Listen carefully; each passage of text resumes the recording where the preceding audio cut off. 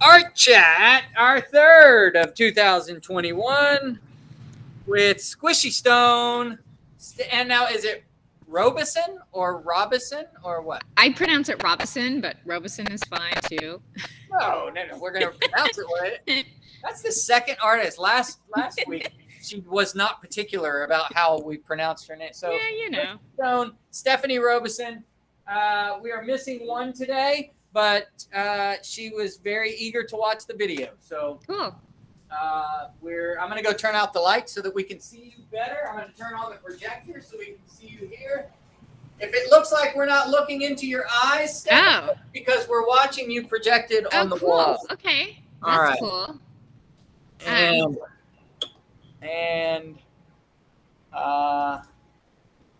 So I can share my screen, but I also, even though I'm showing slides, you guys feel free to shout out if you have questions. Obviously we can do questions at the end too, but if you have a burning question, please just holler it out. This doesn't have to be super formal.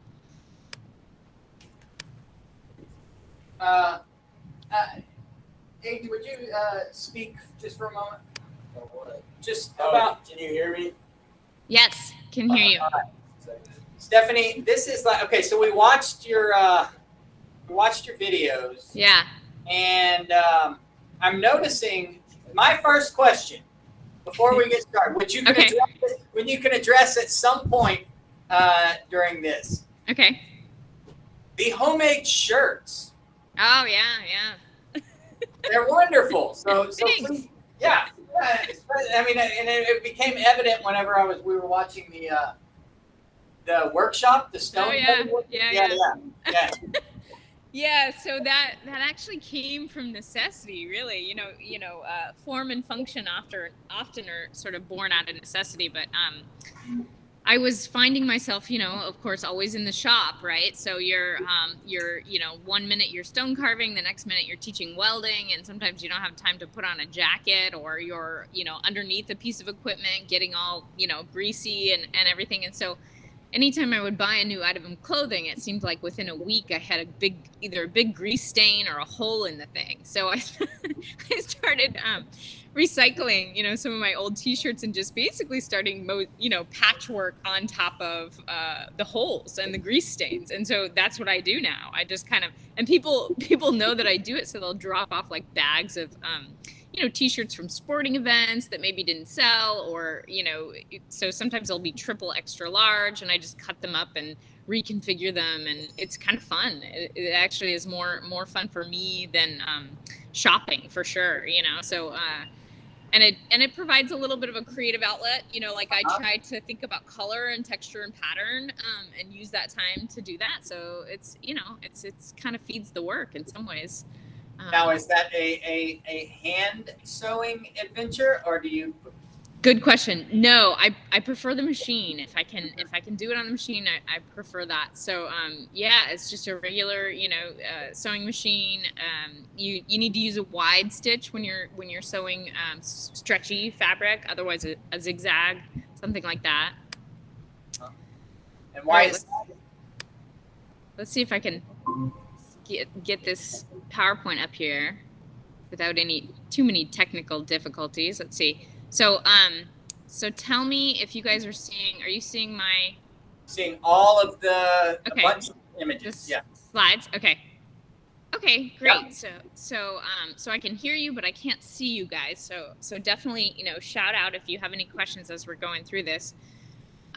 This is an image of what I've been up to most recently. They're needle felted wool and stone sculptures that are primarily on the wall, although I'll show you a few that are actually freestanding as well. And I'll talk about why I've kind of restricted myself to this scale and size and placement as we go through, and you'll see what I mean, because these few first images that I'm going to show you are quite different, even though they still utilize textiles in some ways. And so this is, where the machine sewing comes in a little bit into the work, as well as some of you might crochet. So there's some crochet in here. There's some embroidery in this piece. And I'm starting back with my my graduate work, actually. When I was in graduate school, This was my final kind of exhibition work that was in my final exhibition, and it's really, you know, I tend to make from a place of you know, processing my own experience or what's going on around me, or perhaps it's something physical that is you know, changed for me. And in this case, I was actually a passenger in a car accident. And it was a pretty severe one, and it caused me to stay an extra year in grad school due to the car accident. So it was severe enough that I was really you know, needing to sort of make the work about that, because it was really changing every part of my lifestyle. And I was going to lots of doctor's appointments. So you can kind of tell, I think, if you think about these pieces as being this sort of merger of the domestic and the medical world. So going back to this one, like for instance, right, the pieces on the wall might look like, you know, maybe a plug, an outlet, or maybe your washer and dryer hookup. This piece is also on wheels, so it expands about 20 feet from the wall. And then this one, you know, as you walk by, this arm, it has this sort of donut shape on the end, which is a place where you might put your face if you have to go to get any kind of body work done, like acupuncture or massage. Some of you may have experienced that already. And you can see this sort of soft sculpture part over here, this detail of this, you know, spine like form that's been you know, kind of, it's falling out, right? It's kind of coming out of its stuffing. This little guy always reminds me of you know, that cartoon Ren and Stimpy. Have you guys seen that? You'll see that there are sort of this animated. They don't know Ren and Stimpy, but yeah, it might be too old of a reference. Well, look it up. They're pretty good. They're pretty visceral and abject in a lot of ways. So Stephanie, I'm sorry you can't see me, but I've been kind of off the wall, and then this one is donut holder. Yeah, could you maybe, if it's important, talk about those are the titles, off the wall and donut? Yeah, I mean, titles I find really, really challenging, actually. Sometimes, you know, I will try to reference the work directly in some way, like you know, with off the wall, it's literally coming off of the wall, so that seemed appropriate. This one I got a little bit more playful, right, because this sort of end here is a donut shape. So it's the absurdity of creating this huge, you know, thing that would hold a donut. It was kind of funny to me, and I like to incorporate humor in the work. That's how I like to how I like to process my world around me. I think humor, you know, is one of the things one of the vehicles that can really kind of change the way we think about things, or help us process things. At least for me, in my world, it does.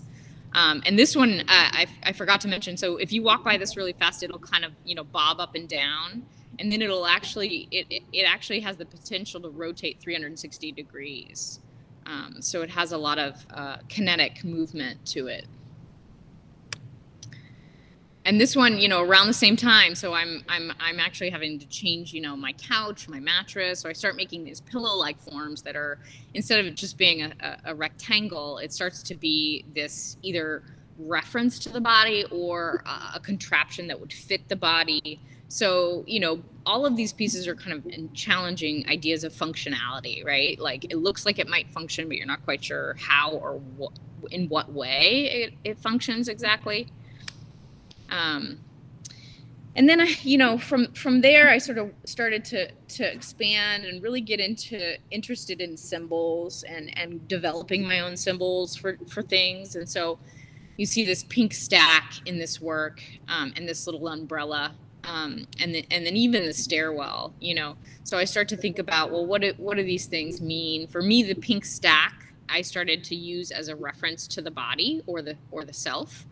And so that was like a stand-in, right, for the body or for the self. And then this umbrella, I was living in Oregon at the time, and in Oregon, you know, it rains constantly. And so umbrellas are kind of one of those funny things that Oregonians don't use, because it rains so often that your umbrella would be, and it's windy sometimes, so your umbrella would be destroyed in a matter of minutes anyway. So, definitely rain jackets and rain boots, but no umbrella. So the umbrella became this kind of absurd idea of protection for me, and that's why it's so it's so small in scale. So I was working with scale shifts here too, right? So you have these tiny little umbrellas. The size of this first image, this guy here, this is probably, I'm thinking about 5 foot, if I remember correctly, for me standing next to it. This umbrella probably makes it 5 foot. So this is probably 4.5 or so.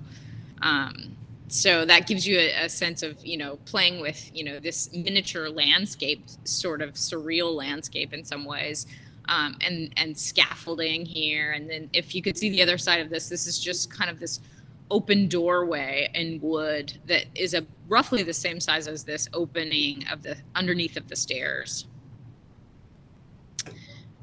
And this is the first time I actually showed marble. So this is a very early marble carving for me, and I didn't have very many skills. And you'll see how my skills increase as we go along, because stone carving is one of those things that you just don't automatically get good at the first time you try it. So that's one of the things that has really been something that I've put my effort towards, is gaining more skills in stone carving. And then I thought some of you might be interested in seeing some drawings and how drawing related to my practice at this time. And I was doing a lot of drawing. I love drawing. Drawing and printmaking are actually my first loves. I was actually set to major in drawing and printmaking in my undergrad. And I was in one of those programs that forced you to try everything. And so I waited until the very last moment to take a sculpture class. And after I did that, I realized that as soon as my hands hit material, there was no question of like, oh, well, what am I going to make a drawing of, or what am I going to make a print of? It really just, it just made sense. Everything made sense for me as soon as my hands hit material. So I had to actually petition to do my BFA in sculpture, because I found it so late. That I had to instantly start working harder and making more bodies of work, and proving that I could do it, and I could create that work in sculpture. So and I love drawing. I'll always love drawing, and you'll see I have a few more thrown in here that you guys can see. These are kind of just more really landscape inspired, definitely Oregon. Some scenes that you might see in Oregon. I love scaffolding. I love things that are temporary structures, kind of created for casting concrete or things like that. And Mattress Land, the one on the right, is actually a 4 foot wide, I think 25 foot long mattress that you can see is kind of losing its stuffing. And I actually sewed wire in to look like cording, but the wire allowed me to bend this piece and set it up the way I wanted to. And it's on these miniature but very excessively long-legged sawhorses, and it's got little tiny, really hard to see, but little tiny plastic blades of grass kind of growing out of the mattress. And that's because in rural Oregon, I saw many times, not just once, but many times, these sort of scenes in people's front yards or side yards that would be like these mattresses that were up on sawhorses for some reason, and growing plant life. So just kind of interesting, paying attention to, things that are happening around me. Hey, Stephanie. Yeah. Are you from Oregon, or you just went to? Yes. I am. Yes. And that's something too that's kind of interesting, is that my family, I was the first in my family to ever go to college. And so I actually hadn't planned on going to college, and I was in high school at the time, and my high school counselor, she pulled me into her office, and she said, well, now which college do you want to go to? And I said, well, my family, we don't go to college, and I wasn't planning on doing that. I wasn't encouraged to do that. And she was just like, but you're in college prep classes and you have a 4.0, kind of shaking her head. Like, why wouldn't you go to college? So she was really great at helping me navigate, because I didn't have any adults that I could ask at the time, like for advice on even how you fill out the financial aid paperwork, right? Which you guys all know is kind of cumbersome and really intense. And so, that was really instrumental in getting me to go to college. And then, I ended up paying for my college all myself, and I'm actually still paying off some of the college. And, when I told my parents I was going to go to graduate school, well, they about fell off their chairs, because they were like, well, why do you have to go back to college? You already went. So kind of an interesting journey. And while I was in college, I actually started asking other adults that I respected, like, well, what did you major in? Because I was trying to figure out, okay, I'm paying for this college myself. What do I want to do? And does your major affect what you ultimately do in the real world? And what I found out is, by asking a bunch of adults that I respected that had college degrees, what they got their degree in, it was never anything that they were actually doing. And so that was really eye-opening for me. And it ultimately made me feel free to decide to major in art, because I didn't have any family pressure. And then when I asked these adults what they were, what the major, and how that affected what they were doing, it didn't seem to matter. And so I was like, well, if I'm paying for this myself, I might as well do what I want. And so that's how I ended up majoring in art. So it's kind of funny. I'm sorry.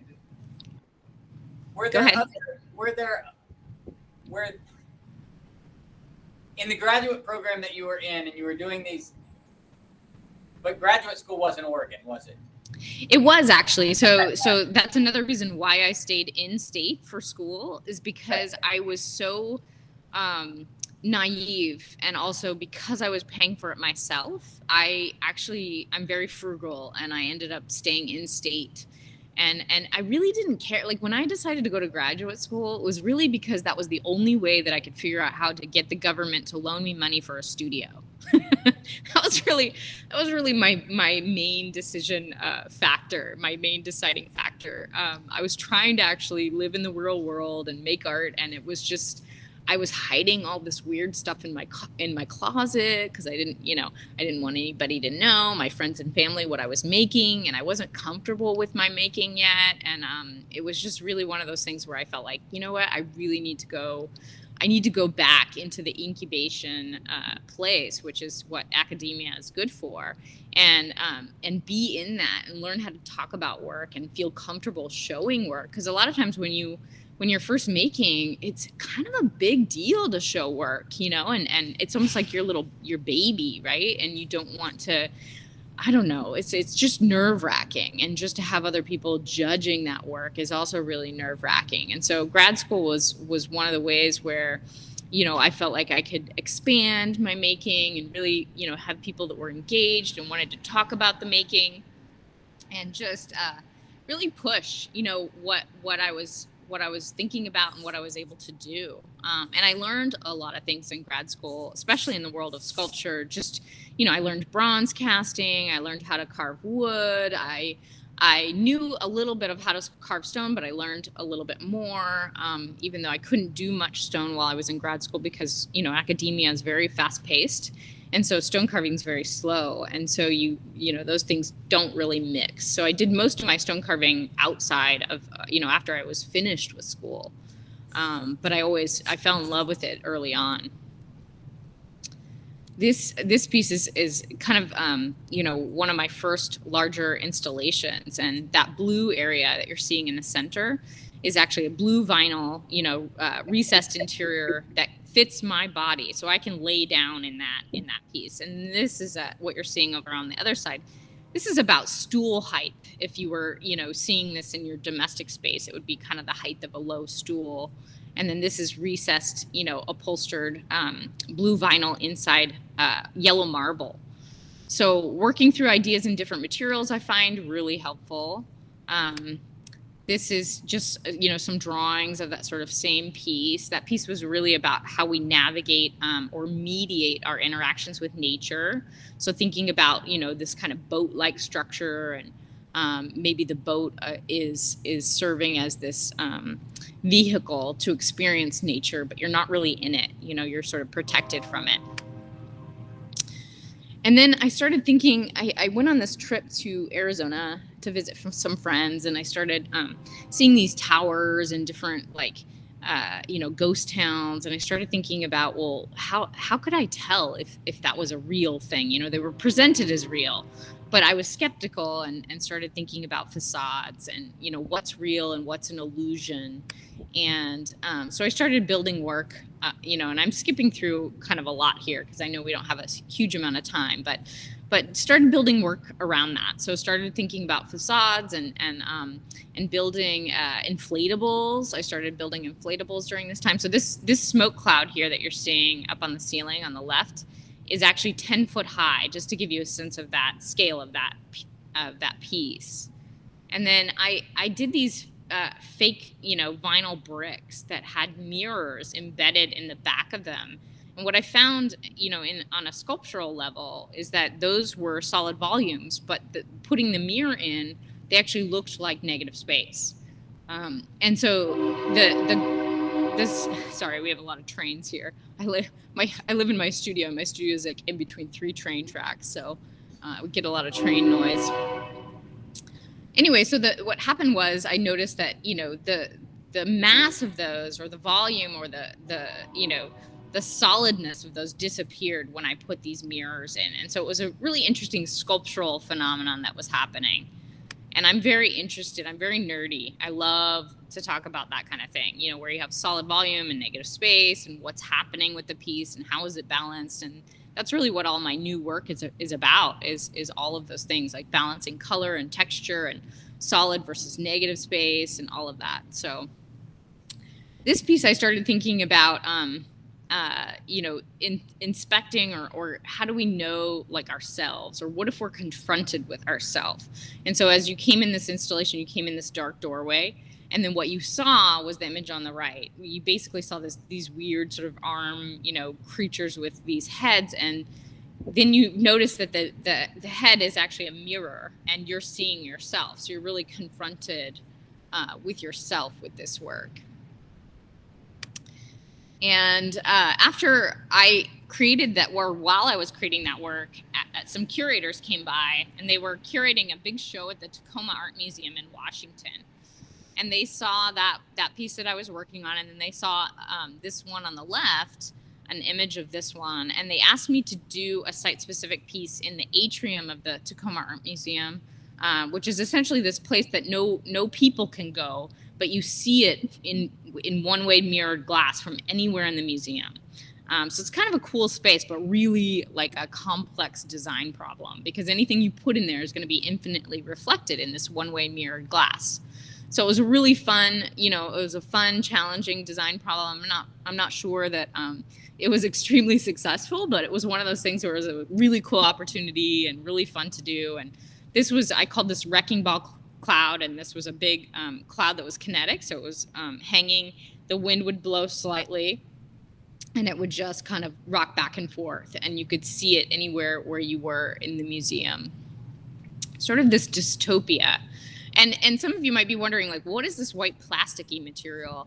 And that is actually something that I found in the dumpster. And I'm a big proponent of dumpster diving. I came from a working class family, so we never had any money, and especially as a student and just out of college, I didn't have any money. And even as my chosen profession, being a teacher, teachers don't have any money either. So I made a career out of dumpster diving, and really this material was great, because one day I was driving by this recreational boat place, place where they had showroom floor, and they had all these beautiful boats for sale, and this stuff was like billowing out of the dumpster.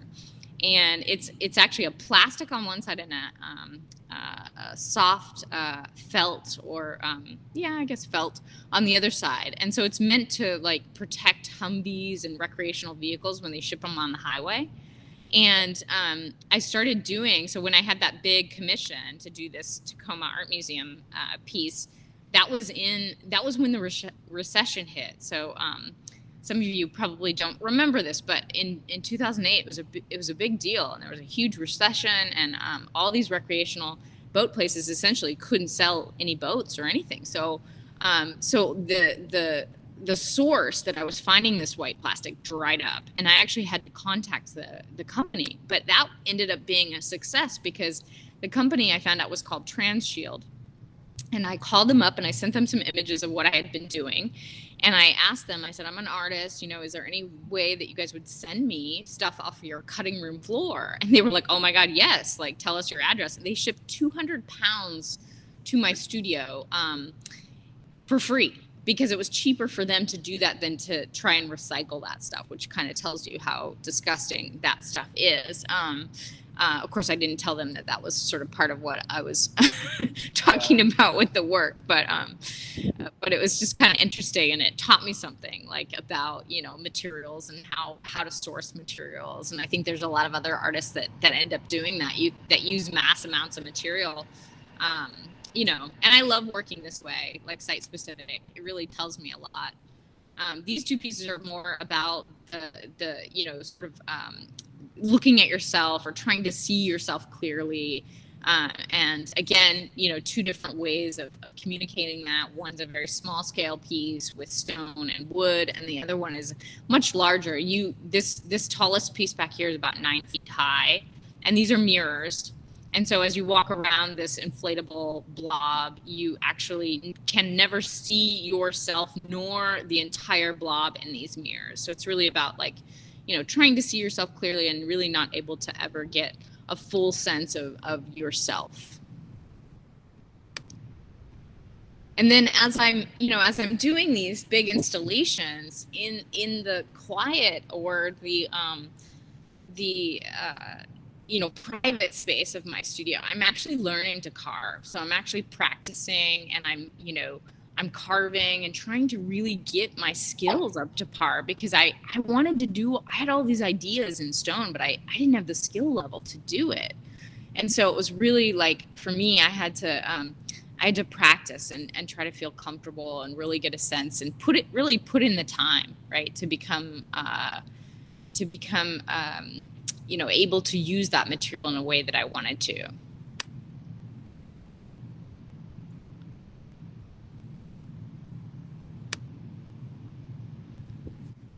This one on the right is called Codependent, and if you lift the piece up, you can see this half of the base only has one leg over here. So if you lift this piece up, this base falls over.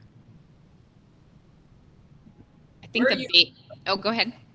Where are you getting the stone at this point? Well, that's a good question. So a lot of times I will carve other people's cast-offs. So not always, but, you know, I'm going to. So during this time, I'm heavily involved in volunteering at the Northwest Stone Sculptors Association, and they put on symposia during the summer months, and so I'm volunteering and I'm helping out with that.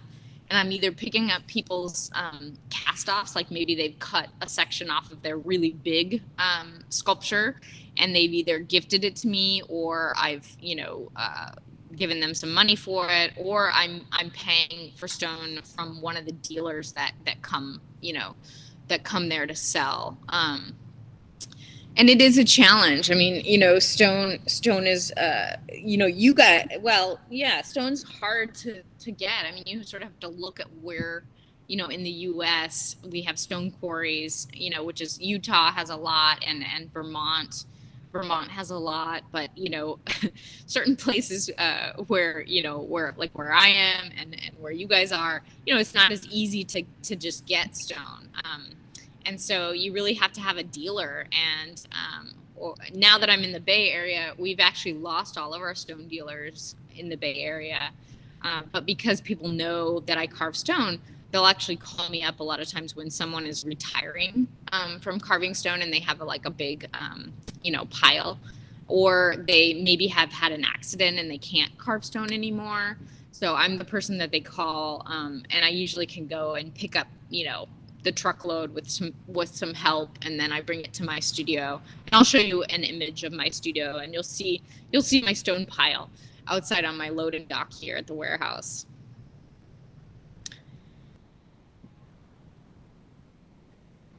So this is, you know, this high dive platform, like in cartoons, right, where the person, you know, climbs up and they're on the high dive platform, and then they're going to jump into that little tiny, you know, cup of water at the bottom. Really about sort of like, you know, facing your fears and taking the leap, So thinking about that. And I geeked out on this. I don't get to build furniture very often. And so I don't get to practice my wood joinery very often. I don't get to do I don't know if you've noticed, but most of the things I've shown you so far has been pretty low craft, like, aside from the stone carving.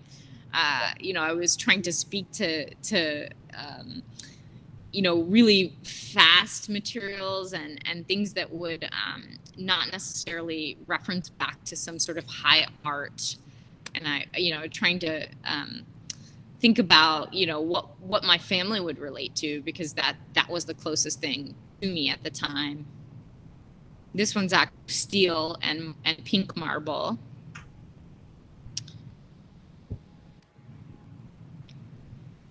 And so during this time, I'm starting to think about working a little bit more non-objectively, meaning I'm not looking at a thing and abstracting it. I'm really just, creating forms and thinking about color and texture and maybe, situation. Like this one has a little bit more of a narrative quality, with this hole here and these things kind of oozing out of the white marble. So this is yellow marble that I've, if we could, I don't know if you guys can see that very well, but it has all of these little bumps on it. So I'm thinking about, stone is very beautiful, and how can I subvert that beauty and talk about maybe the abject, or the things that aren't very comfortable, things that are the opposite of beauty in a lot of ways, the grotesque.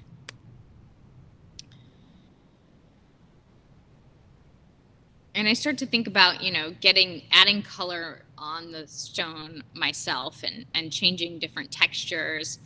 I'm also thinking about adding these other stones, and how does that happen? I actually discovered that I could use magnets to attach these, which ended up being a really smart decision to ship out to galleries and such, because then I didn't have to worry about things breaking off. All these practical things that you don't think about when you're just making, but they're so necessary in terms of problem solving and designing something that's going to have, ease of shipping and also longevity. This I started to incorporate some fabric or some quilting kind of techniques with the stone, and you'll see how that starts to evolve. So these are obviously also on the wall. And I started seeing if I could create sculpture on the wall, and specifically stone sculpture. What happens if I start to do that? And then instead of drawing now, I actually do a lot more quilted drawings. So taking color and pattern and working with it this way allows me to think about it much more quickly. Before, it was really about drawing the thing, right? The graphic image or the cartoon kind of quality that the sculpture had. And now it's really well, how am I putting these patterns and textures and colors together? And what can this tell me about that? So this is actually the first time I used needle felting. So this is needle felted over fake fur. And I can do a quick demo for you guys too of needle felting if you've never seen that done. Yes. Okay, cool. So, and then I'm also, painting on stone, which, in some ways, the stone carving world is very small, and sometimes they get stuck in their ways, and they were very horrified when I started painting on stone, even though that's actually what the Greeks, that's what they've discovered that the Greeks did, is they painted these things garish colors to our eye. And if you go to Athens, if you ever get a chance to travel to Greece and go to Athens, the Athens Museum has this amazing, display where they actually show you the ground up pigment that they used. And you can actually see evidence on some of their figures and how the sculptors would create this sort of etched line around different shapes to allow for the painters to not, have trouble, getting a clean edge. And so they were highly painted. And so I'm feeling, that I can be free and experiment with different materials and paint. And I've limited myself to the wall mostly now, in part because space was one of my main players. In other words, that was the thing in my bag of tricks that I used pretty heavily, and I felt pretty successful at it. And so by taking that away, and giving myself a crutch in a sense. I'm restricting myself and trying to push myself in new areas that maybe haven't been that much of a maybe I haven't tapped that much, like color and texture, and also using this kind of reflective quality that, you know, I can get from the color reflecting onto the white marble here. And I'm attaching these, you know, these things either with brass pins or magnets, or in this case of this one, it's actually tension fit. So I'm recessing this area and then I'm actually needle felting. And this thing is needle felted so hard that it's actually, you can't squish it at all. So it's really quite hard. And I'll show you what I mean by that.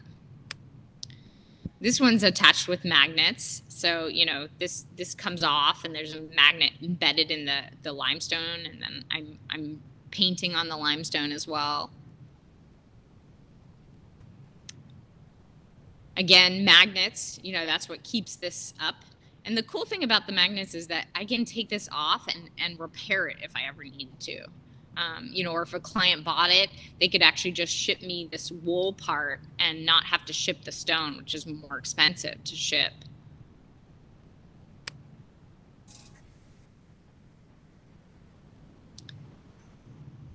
Feel free if you guys have questions. You know, really, I'm having to work these at the same time to get them to fit so well together. So it's a physical thing, right? It's like a technical thing, but it's also like a formal consideration. So what I mean by that is that, you know, I need to make sure that these things lock together in an interesting way. So in sculpture, we talk about two different kinds of junctions. We talk about contact junctions and we talk about interconnecting junctions. And so with a contact junction, it's just like edge to edge or face to face, you know, setting your coffee cup on the table is a contact junction. And then interconnecting junction is when you have, or sometimes it's called interlocking junction. That's when you have a form that kind of infringes on another form.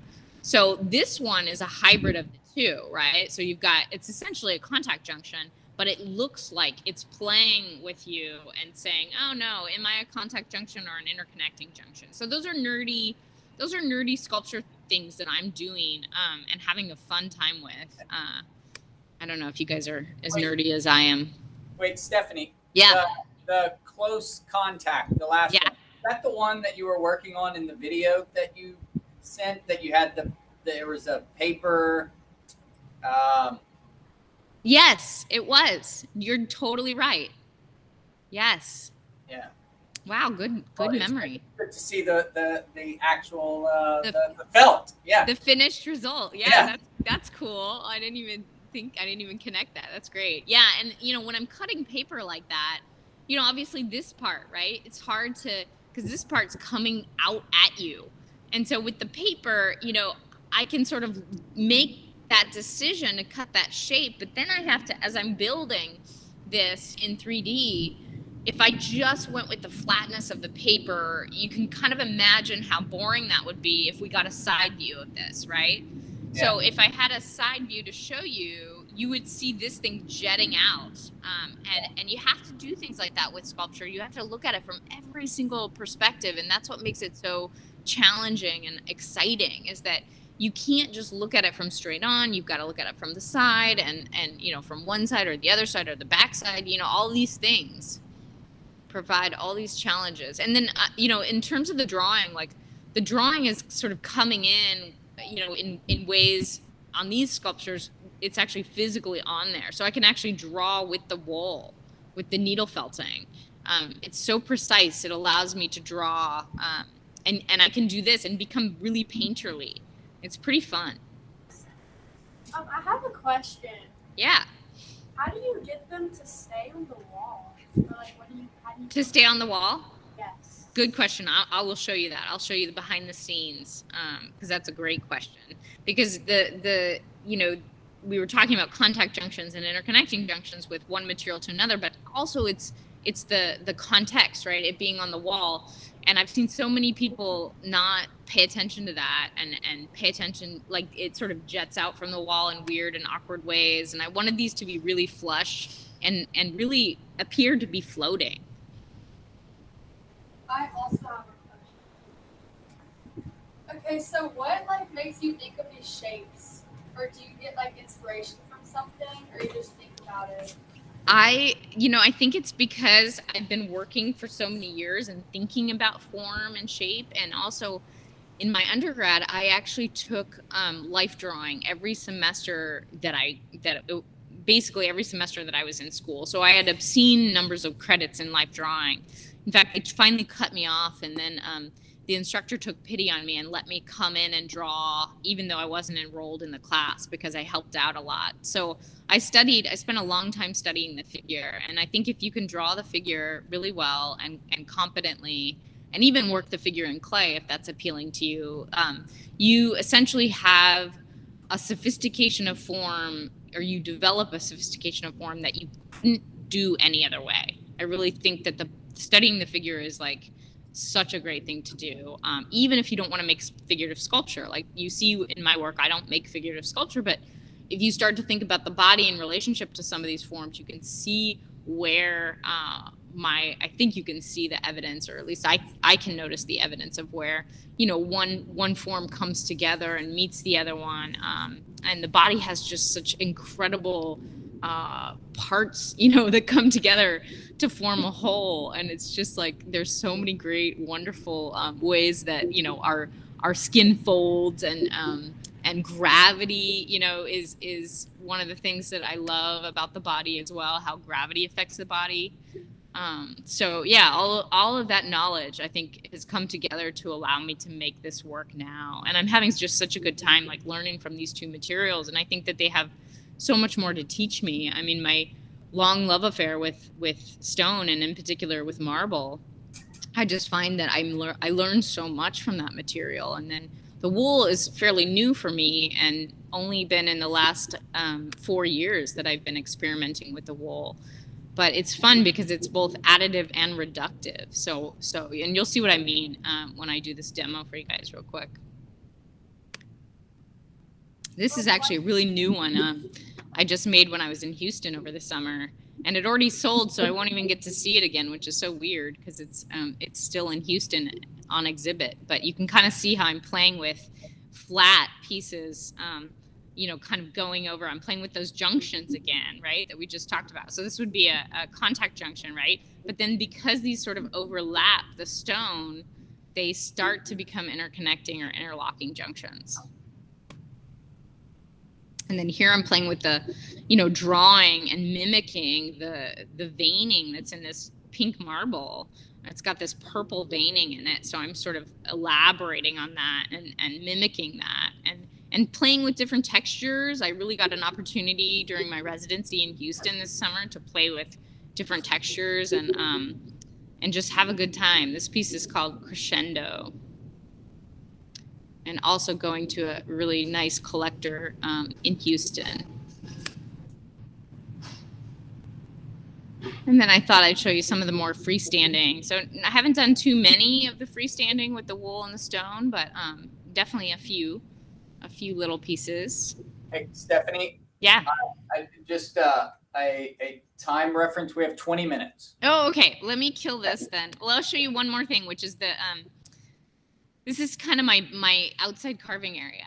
So here you can see stone stacked up. You can see this piece of equipment, which is a hydraulic lift, which allows me, because I'm not very big, to actually lift these, 200-300 pound blocks onto here and then get them up on a table easily by myself, which is really great. So, so that's just something to kind of show you. Let's see, I got to go up here to stop presenting. Okay, so now I will show you just a few of, because has anybody done needle felting before? No? Okay. A little bit? Yes. Okay, so with needle felting, you basically start out with wool that's been washed. I do anyway, I'm lazy. So I get the wool that's been washed and it's still tangled up. It's called batting. And that is easiest for needle felting. And then you've got these needles, and I keep mine in a block of foam like this. And then it's a good idea to actually, when you're needle felting, you want to take your needle, which has little barbs on it, so the barbs help to tangle the fibers, and then you're able to push the needle down in. You got to make sure that you don't go to the side, or else you'll stab yourself.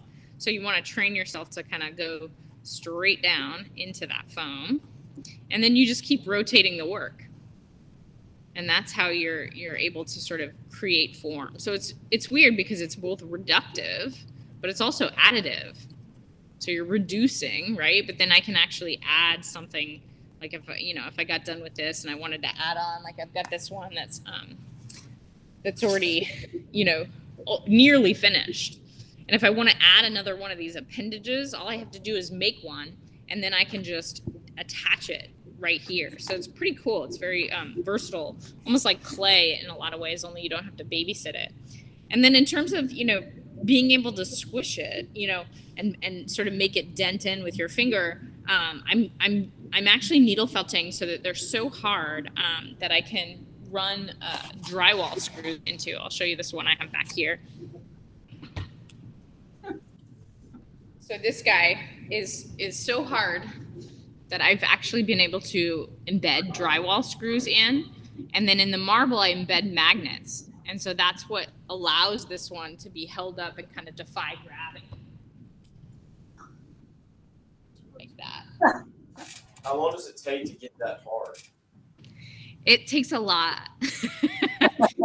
like hundreds and hundreds of hours. Yeah, it's really like obsessive. And it's funny because like the stone carving takes a long time too. And so part of me, I'll ask myself, like, why have I chosen these two very labor intensive, techniques to, at least right now.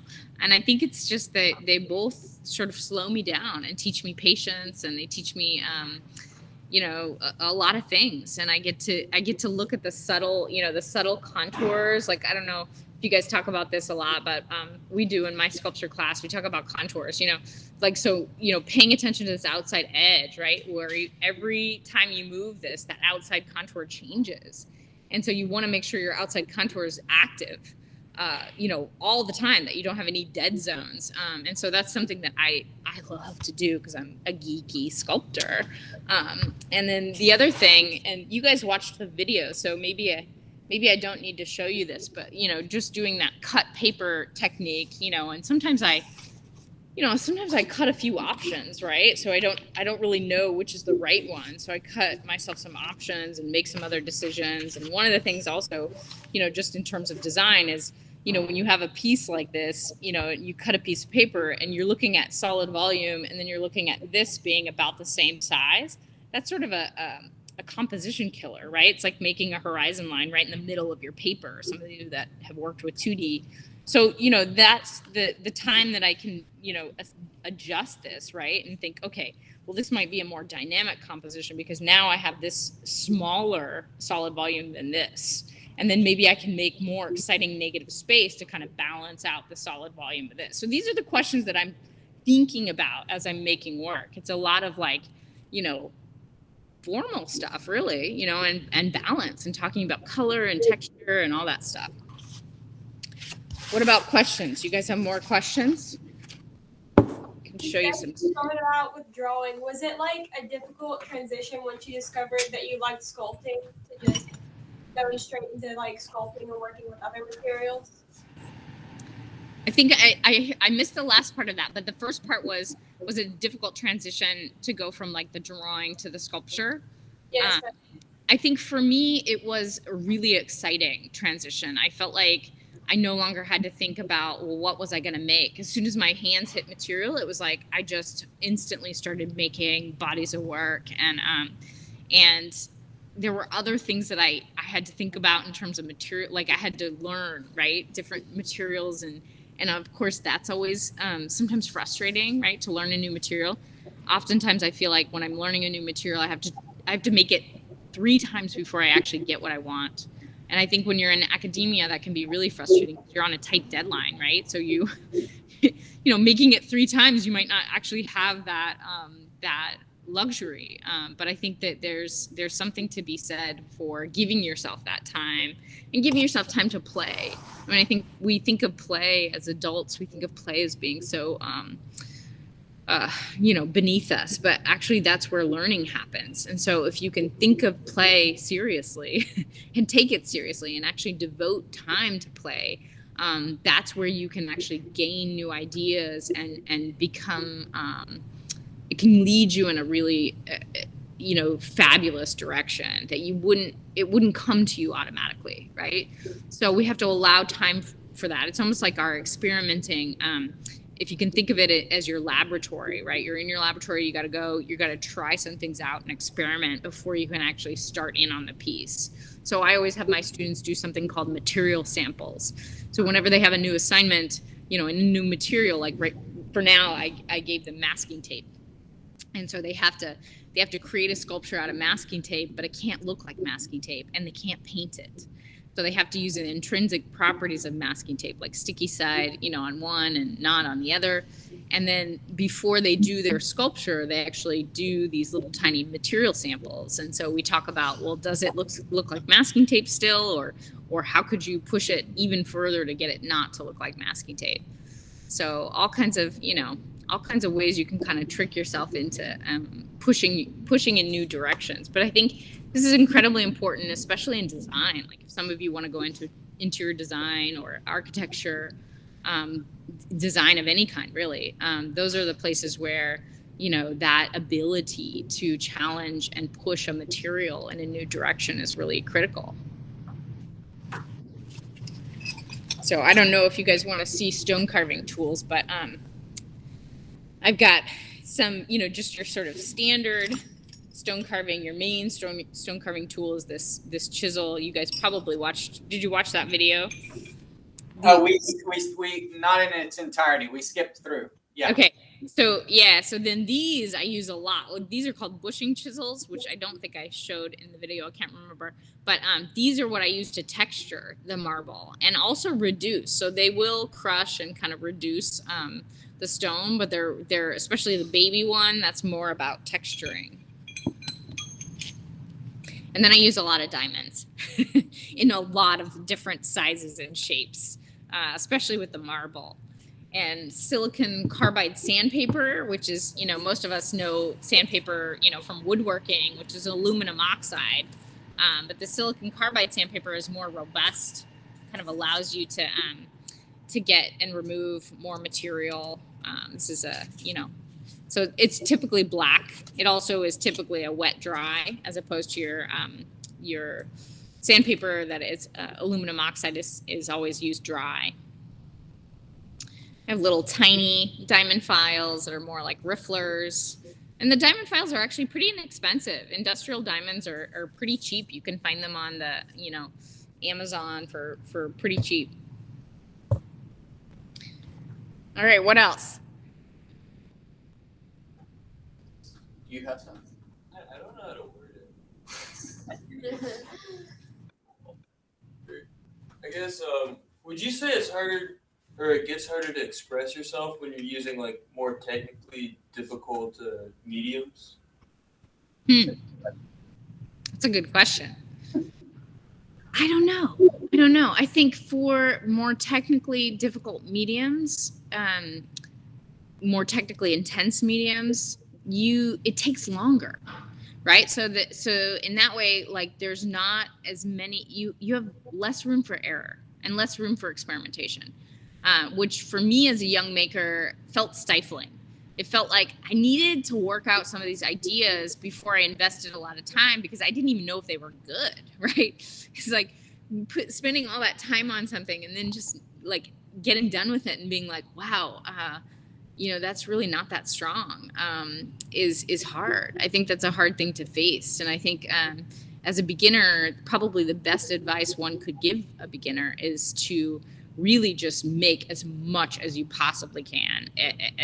Just be making all the time. And whether that's drawing or sculpture or whatever it is, just like churn through this stuff and start, looking at it objectively and talking about it.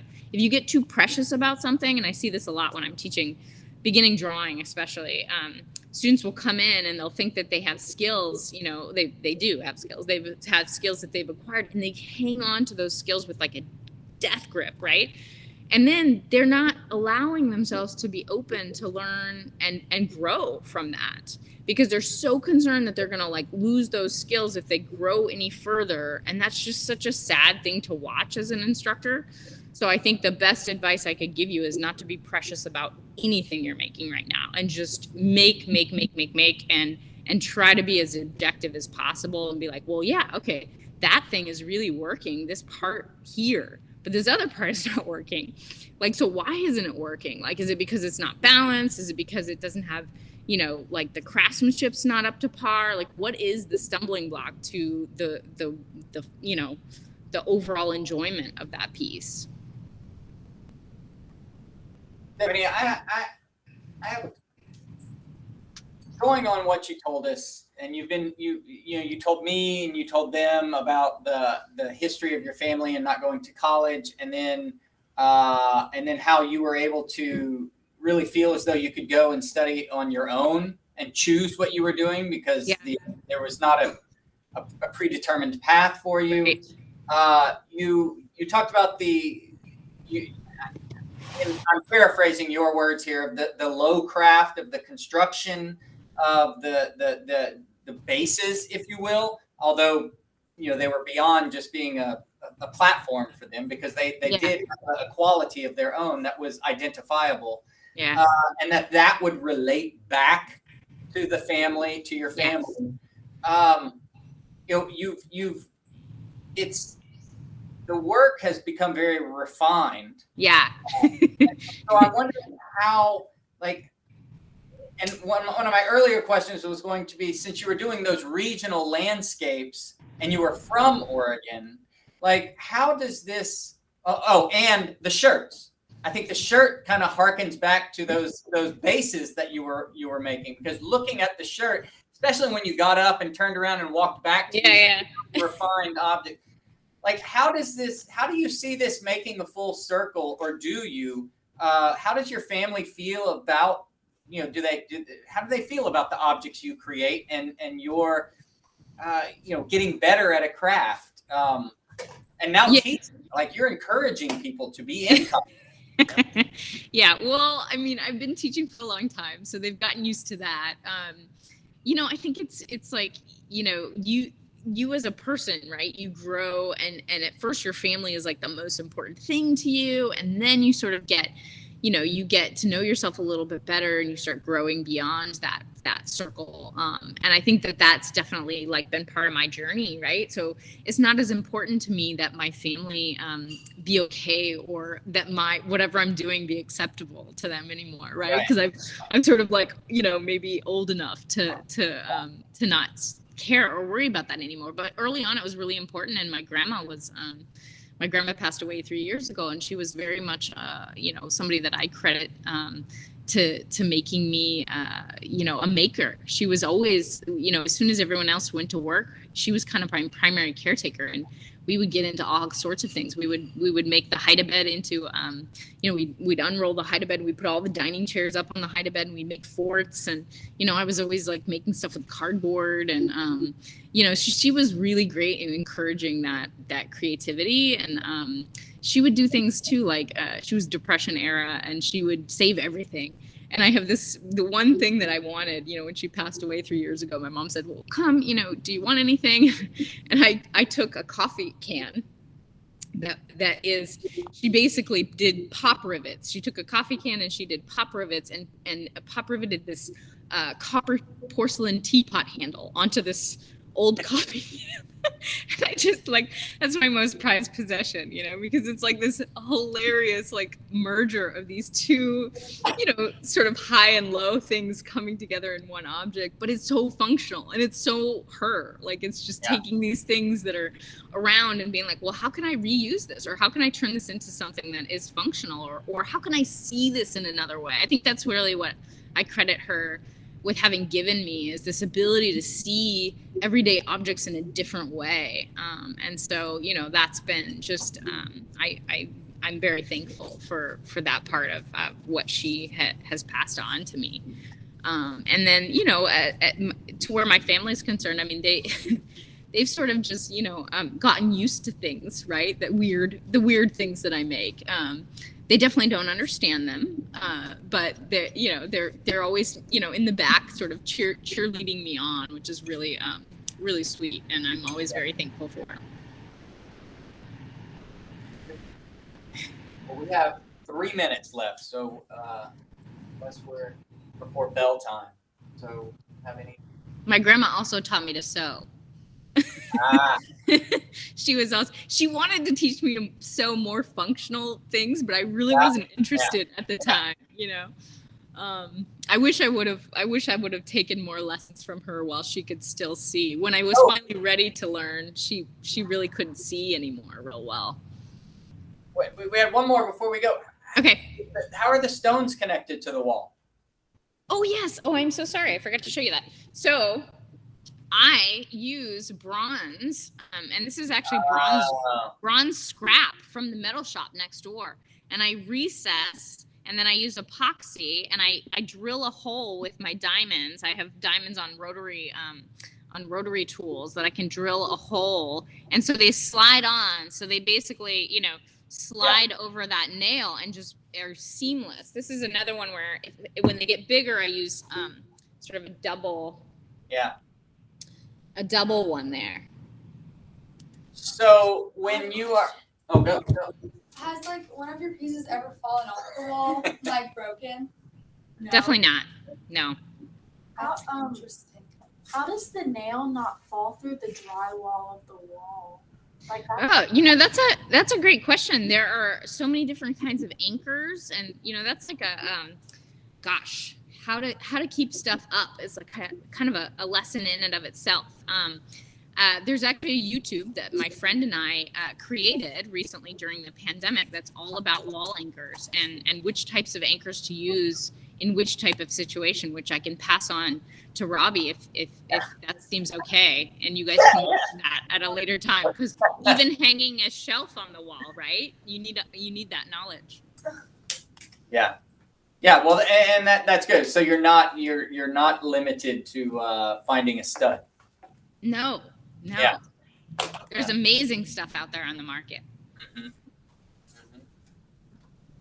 All right. And you reminded me, I just walked over to my bookshelf. My wife had given me this years ago, and I forgot about it. It's called Tapegami. Oh, yes. Yeah. Cool. Yeah. So it's all about using masking tape to make. And I actually had started this project before knowing about that. And I've never seen that, but I heard of that guy, Danny. He was in the Bay Area, I think, for a while doing that project. Huh. Well, too cool. 15 seconds, everyone. Bye, guys. Thank you. Hold on. Can you move that table back? Thank you so much. Of course. This was fun and delightful and lighthearted and colorful, and you're a gem. So you're welcome. And I will upload this and I'm going to be in touch. I hope, and send me the yes. Send me. Yes, I will. I will. All right. Okay, take care, Robbie. Bye. Bye.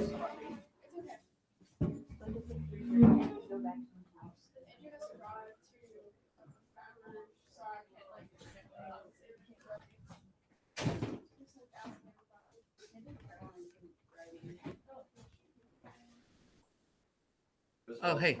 Hey. Can I run to the bathroom right quick? Of course. Hi. Okay. I'll be back after soccer. After soccer?